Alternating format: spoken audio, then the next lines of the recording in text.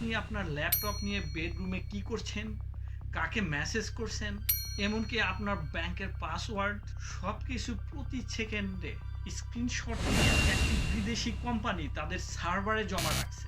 ভয়ঙ্কর লাগছে? অথচ এটিই হচ্ছে প্রতি মুহূর্তে আপনার এবং আমার সাথে। আপনার পকেটের টাকা দিয়ে কেনা আপনার ল্যাপটপটাই এখন আপনার বিরুদ্ধে গোয়েন্দাগিরি করছে। আপনি কি প্রস্তুত এই ডিজিটাল শৃঙ্খলা ভাঙতে? এখন কথা বলবো উইন্ডোজের একটি ফিচার নিয়ে, যার নাম হচ্ছে রিকল। এটাকে অনেকেই ডিজিটাল অভিশাপ বলে থাকে। উইন্ডোজ 11 এই রিকল নামের এমন একটি ফিচার আনা হয়েছে যা আপনার প্রতিটা ক্লিক ট্র্যাক করছে। আমেরিকার ক্লাউড অ্যাক্টের কারণে বিদেশি সরকার চাইলে যে কোনো সময় আপনার যে কোনো ব্যক্তিগত তথ্য হাতিয়ে নিতে পারে।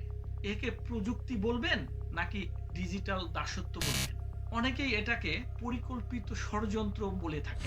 আপনার শক্তিশালী পিসিটা হঠাৎ করে স্লো হয়ে গেছে। মাইক্রোসফট বলছে আপনার পিসিটা অনেক পুরাতন বা অকেজো হয়ে গেছে, নতুন পিসি কিনতে হবে। কিন্তু কেন?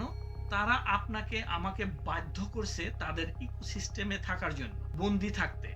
অথচ এই একই পিসি লিনাক্স সিস্টেমে রকেটের গতিতে চলবে। ইউরোপের বিদ্রোহ, এখন দেখব ইউরোপ কিভাবে বিদ্রোহ ঘোষণা শুরু করছে। বিশ্ব এখন জেগে উঠছে। ডেনমার্ক এবং ফ্রান্সের মতো দেশগুলো এখন সরাসরি বলছে আমরা আর পরাধীন থাকবো না। ডেনমার্ক সরকার তাদের সব সিস্টেম থেকে মাইক্রোসফট সরিয়ে লিব্রে অফিস আর লিনাক্স ব্যবহার করা শুরু করছে। আর জার্মানিতে তো 30,000 সরকারি পিসি একেবারেই উইন্ডোজ মুক্ত করেছে। কোটি কোটি মানুষ এখন লিনাক্স মিন্ট কিংবা উবুন্টুতে চলে যাচ্ছে। কিন্তু কেন? কারণ এখানে আপনিই রাজা। কোনো অ্যাড নেই, কোনো ট্র্যাকিং নেই, আর পিসি চলে সুপারফাস্ট। সবচেয়ে বড় কথা হলো এটির জন্য আপনাকে 1 টাকাও দিতে হয় না। আপনার শখের ল্যাপটপটা কি খুব গরম হয়ে গেছে? ভাই, আপনার পিসিটা পড়ছে না।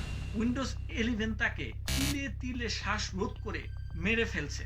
আমরা কি সারা জীবন এই বিদেশি কোম্পানির দয়ার উপর বেঁচে থাকবো, নাকি নিজের ডেটার মালিকানা নিজেরাই নেব? সময় এসেছে প্রযুক্তির স্বাধীনতা অর্জন করার।